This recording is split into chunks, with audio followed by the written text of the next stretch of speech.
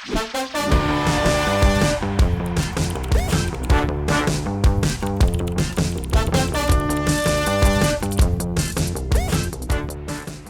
everyone, I'm Chaya, and I'm the head of the Facebook Open Research and Transparency Organization. I'm happy to be with you today to talk about supporting academic research on Facebook with the Researcher API. Let's jump right in. Sharing data with researchers is an important priority for Facebook. In 2018, we limited access to our data as the public conversation around privacy and data sharing intensified. We felt this was the best decision at the time to help protect the privacy of billions of people that rely on our services. But we also understand this action had a negative impact on the research community. It made it harder to analyze what was happening on our platforms across many topics, such as hate speech, misinformation, or disinformation campaigns. And since then, we've spent time thinking about the best way to address this issue. We know that researchers need robust, quality data to better understand social media's impact on the world. What I'll share today is the first step in the process, but it really isn't our last. We are committed to this effort for the long term. My team, Facebook Open Research and Transparency, or FORT, is dedicated to figuring out new ways to support researchers through data sharing, while working to help keep people's information safe. The researcher products we develop, which include data access controls, analysis tools, APIs, and data sets, are designed to meet the needs of both objectives. Today, FORT enables independent research and research collaboration where society is most concerned about Facebook's impact, such as elections and democracy. We understand that it has not always been easy for you to access the data you need to do innovative and critical work. By optimizing for privacy, transparency, and accountability, our team can make data available to researchers.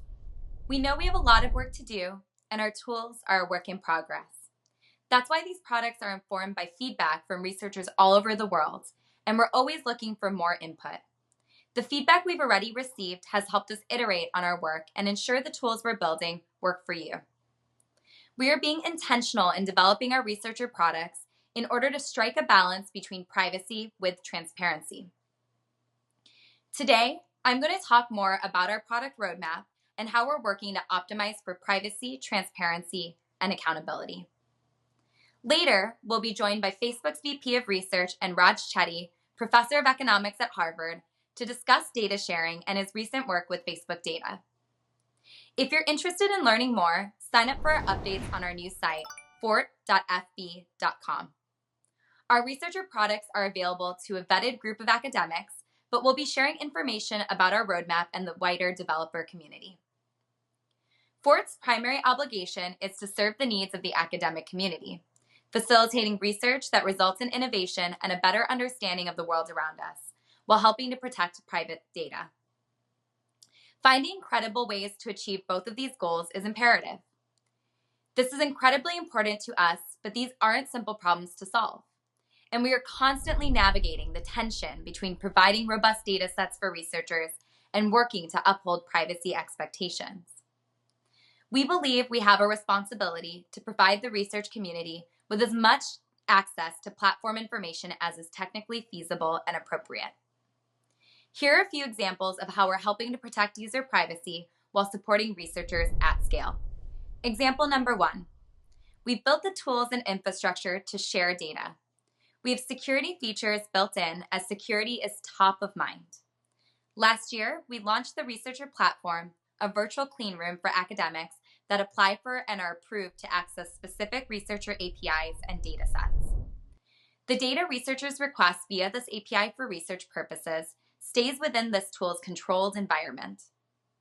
And a second example, before sharing identifiable data, we take steps to protect our users' privacy by reducing identification risk. For example, with the URL shares dataset, which includes URLs that have been shared over 100 times on Facebook, we implement differential privacy, which allows researchers to uncover patterns in the data without learning about the behaviors of specific individuals. Up until now, we've released 3 researcher datasets on URL share activity, user engagement with Facebook's civic products, and ad targeting information around the US 2020 election. We've also launched limited API endpoints to qualifying researchers, including access to public Facebook pages and analytics tools. I'm excited to introduce our latest offering, which will be available later this year, the Researcher API. This will provide access to US public pages, groups, events, and post-level data in all languages. It was specifically designed for researchers. Compared to other research data offerings like CrowdTangle, the Researcher API will include US public page, event, and group data on Facebook, regardless of follower count. This is important because it will enable the study of fringe and non-mainstream movements as they evolve, rather than only once they become prominent on the platform.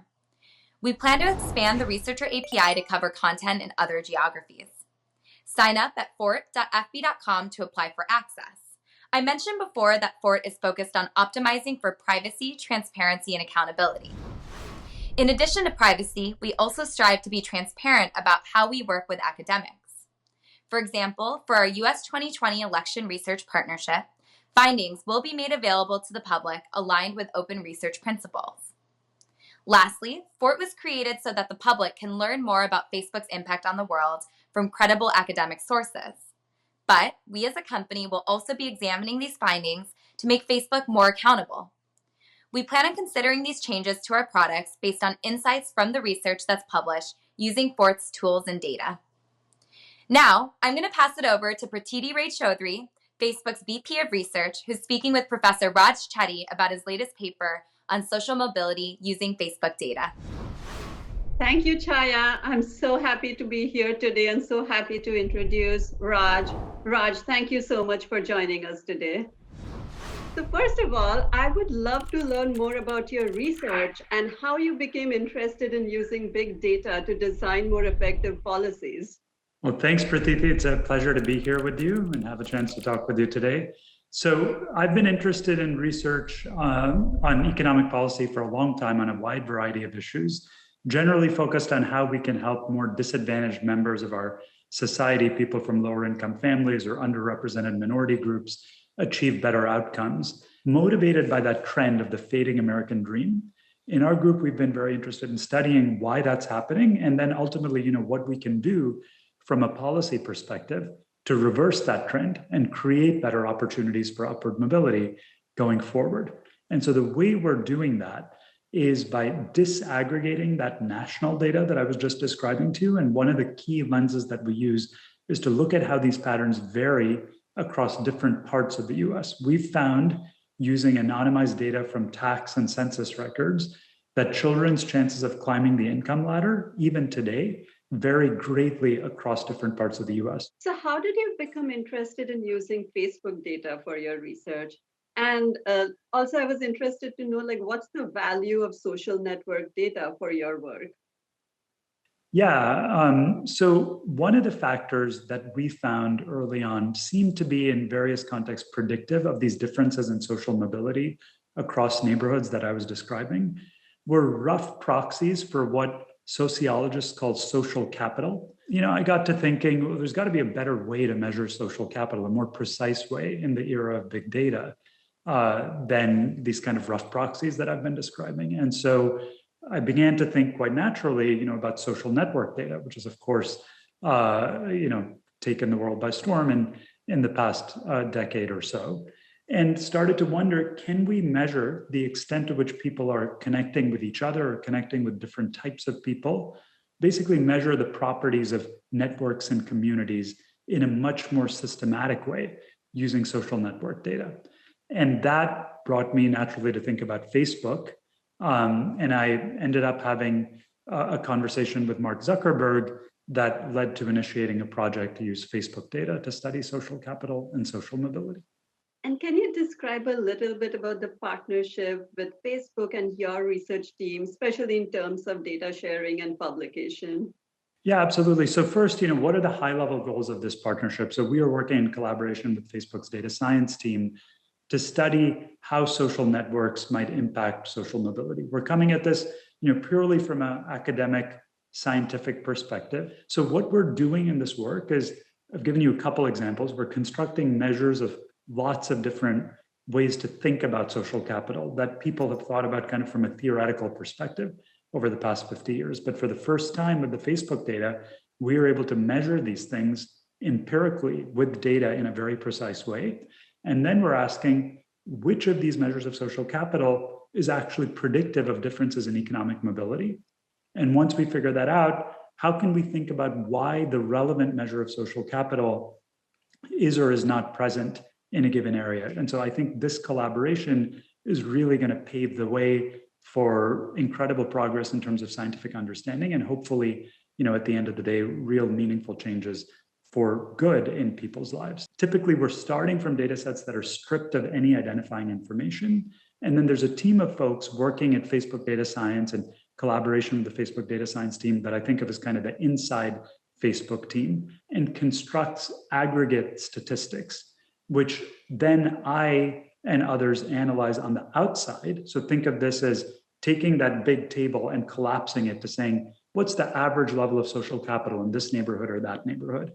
And that data then, I think is quite protected in terms of privacy because we're averaging over many, many people. We're also implementing what are called differential privacy protocols to add a little bit of noise essentially to the data to make sure no one person's identity can be revealed by combining different data sets.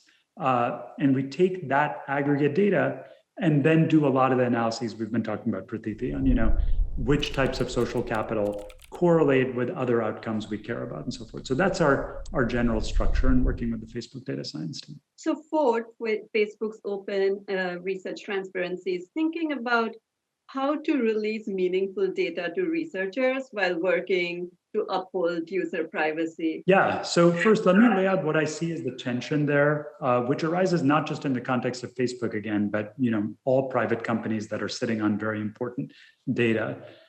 I look at it like this. So from a purely scientific perspective, if I'm, a researcher, policy analyst, and I'm completely setting privacy concerns aside, how do I get the most information? It's if I have every single piece of data on every single person, right? In principle, you can do any analysis you want with that data. Now, obviously, from a privacy perspective, you want to go in exactly the opposite direction of not disclosing detailed information on every single person with every single variable.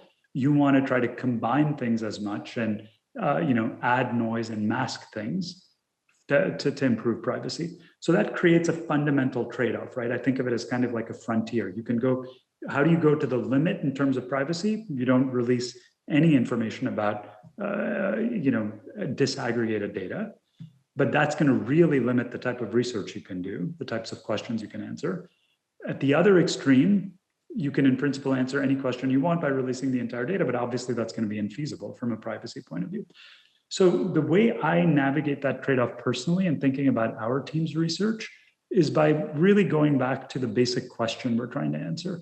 So what information is actually necessary to answer the fundamental question you're after? If we want to understand why social mobility varies across areas, fundamentally what we need in this case are measures of social capital at an area level.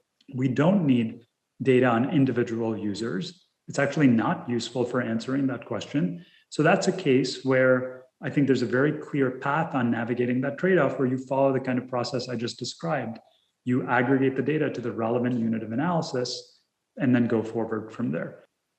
Any thoughts you have on the future of research and corporate partnerships around data sharing and facilitating critical research, both for societal benefit and for platform accountability? Yeah, so Prathiti, I think the answer there is it's going to be just crucial for society to figure out ways to navigate this trade-off and have private companies be able to contribute to the social good with the enormous amount of information they're sitting on. And so I think it's going to be really important in order to bring economic and social policymaking into the 21st century to be able to figure out how to navigate that divide. And I'm delighted to see that Facebook with Ford is trying to take steps in this direction. Thank you so much, Raj, for talking to us. And just thank you so much for the work that you're doing. I think it's incredibly impactful for our policy development and real life impact. So thank you so much.